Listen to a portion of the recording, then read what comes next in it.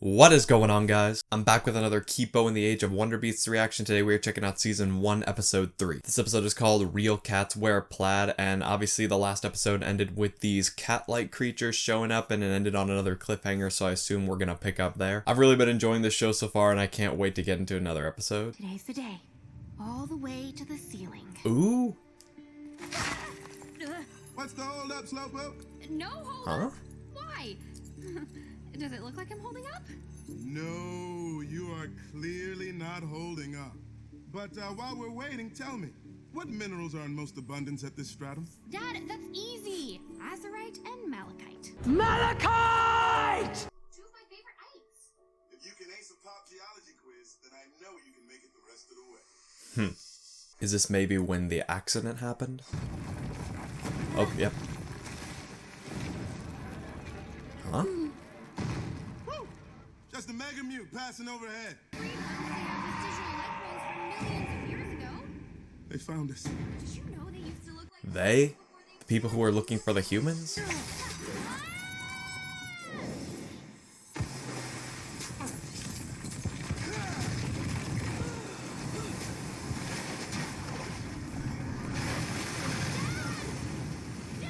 Uh-oh. Kipo!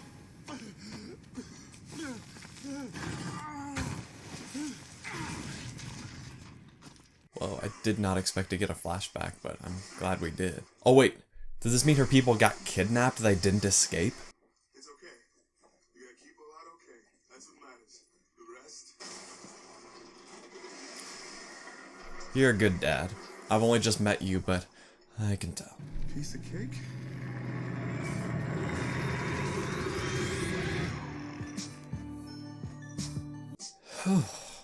Wow, what a way to start off. Okay, so I'm confused now. So I did not expect Kipo's dad to look like that, because when I saw Kipo's pink skin, I assumed that the rest of her people look like that, and then that frog lady from the last episode said that she looks like that because she's had no sunlight exposure. But then we see that her dad and a bunch of other people have more normal human skin colors, so I'm curious why it is that Kipo specifically looks like that. Maybe there are some humans that go up to the surface sometimes and others that stay below, so over time some kept a more natural human skin color while others developed kind of a pink one. I don't know, it's just something I'm curious about. I wonder if maybe this is hinting that there's something different about Kipo that we might go into later, but I guess we'll just have to find out.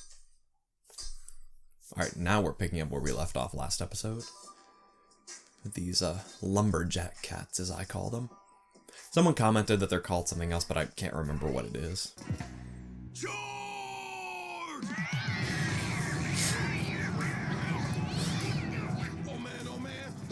Cats! Cats eat bugs! Dave, you're flying! Fly us out of here!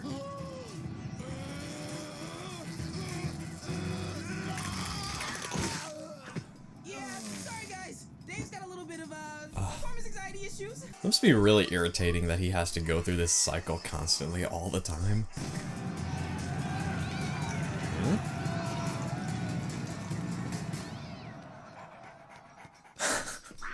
The footprints led right here. The monster's gotta be here somewhere. Keep looking. Oh. Free stealer! We're no match for a beast who could do that. Not with our leader gone. Not without Yum Yum and Hammer Paw. Guys, I think the mega mute they're looking for is the same one who destroyed my city. What if my people didn't get away? What if it took them? We should team up with these cats to find it. We have an enemy in common. We should totally team up. And I know what you're thinking. Humans and mutes? Crazy. But I say, peace between the species. Right? That was a clever transition. But I will win them over. I don't work with mutes. I tell you, these years go by so fast.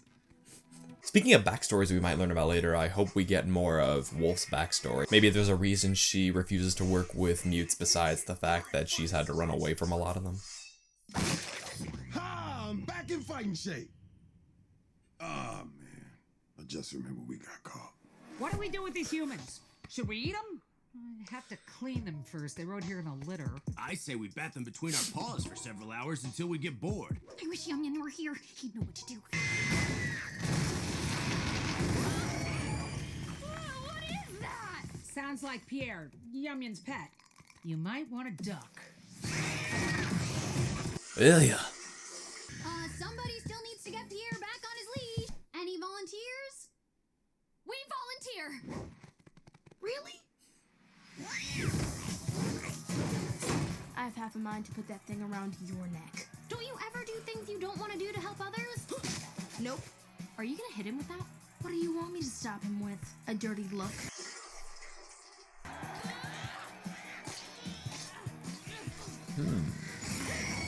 Oh, they forgot to feed him. I'm liking Kipo more and more. To be fair, she won me over initially because she's voiced by the same person who voiced Glimmer and She-Ra on The Princess of Power, but she's still a great character on her own. Oh, you're just a sweet, hungry pet who hasn't had a bite in days. All right. Maybe we won't eat the humans. Any other ideas? Oh, here's an idea. Just, spitballing. Let us go. Oh, I got it. We trade him to Scarlemagne. Of course, Scarlemagne. That's what Yummy and Hammerpaw would do. Wait, you guys can't be serious. Not. Scarlemagne, we need to talk about this. His name keeps coming up, and it's a freaky name.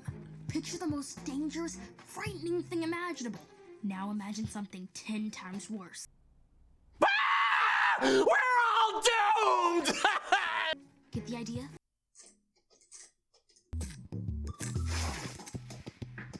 Next time you guys want to serve cat food, leave me out of it. Oh, ye of little faith. We are cooking up more than sustenance. Just you keep stirring that battle. Oh, clever. Wouldn't it make more sense to not escape? No. Kipo, reality check. They're going to trade us to Star. These guys need to compromise. Kipo needs a little bit of a reality check, and these guys need to have a little more faith.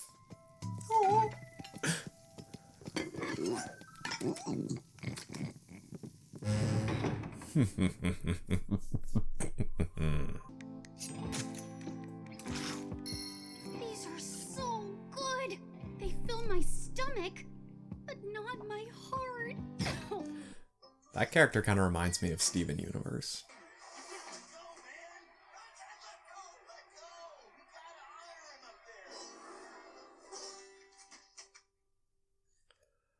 This is either a really good idea or a really bad idea. Nobody plays it but him. Well, since he's passed on, I figured I could play it for him. Passed on? Whoever said that? He's just stuck up in a tree. Wait, what? All this time? Why don't you just climb up there and get him back down? He went above the canopy. Yum-Yan sounds very brave. You must have a lot of stories about him. Oh, that's not even half the legend.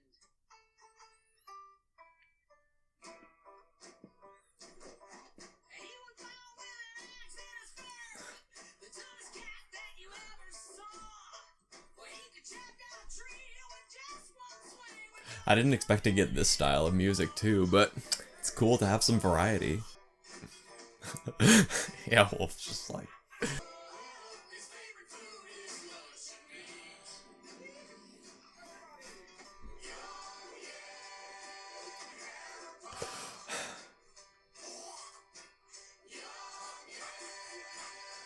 Oh, the plan. Fur did we put in the batter?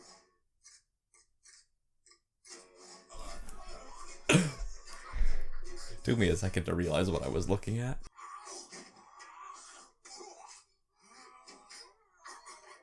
Stucky, I missed you.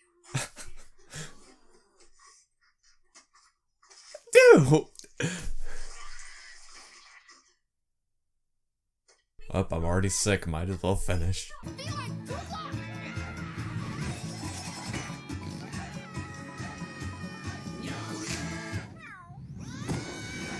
Mandu is surprisingly good with a weapon. All the way to the canopy.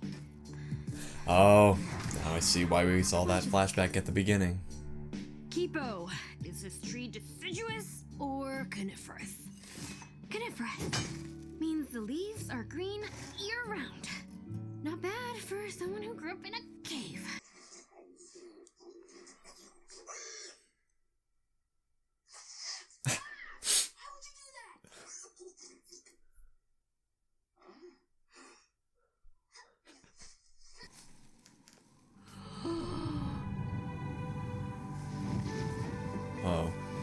Kind of reminds me of that moment from The Hobbit and the Desolation of Smaug. I like that thing it does on the shirt where like he moves around, but the design kind of, it stays in place. That reminds me of something I've seen in another cartoon, but I can't remember where.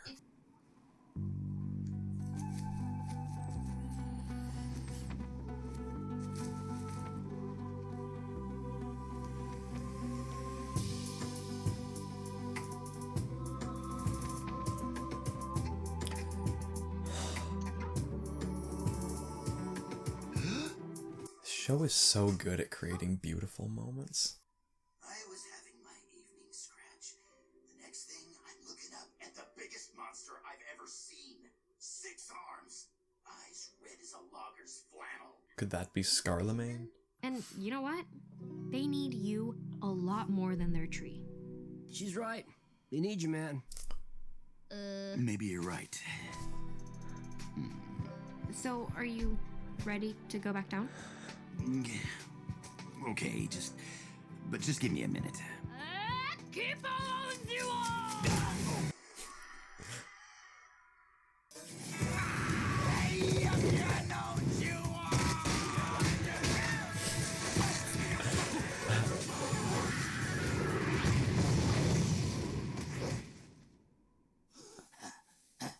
Cats always land on their feet.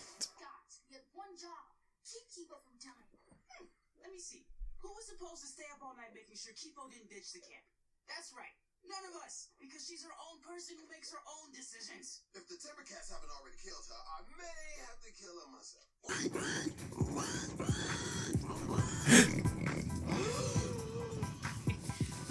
This is going to be so cute. That's not exactly the look I was going for. Guys, there you are! You know how I said I wanted to hunt down that mega mute? And you were all like, yeah, you and what army? Well, guess what? We have an army!